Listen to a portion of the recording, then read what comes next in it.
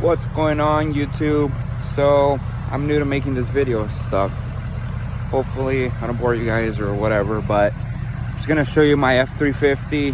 Now I'm running a 2-inch, small 2-inch level kit, ready lift. Oh, just shut off. Gotta warm her up still.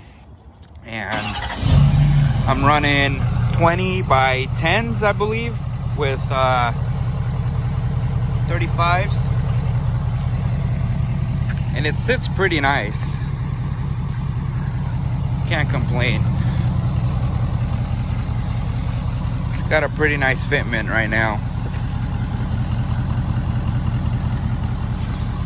but I'm about to go get it lifted right now. I'm gonna go get a 6-inch Fab Tech stealth kit.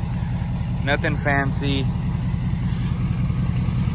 Heard pretty good stuff about it. I'm not big on going off-road, even though it's a mess right now, but that was because I went in my yard yesterday.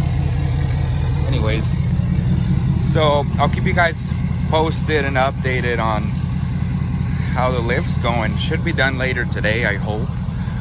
Depends how fast those guys are, but all right, see you guys later.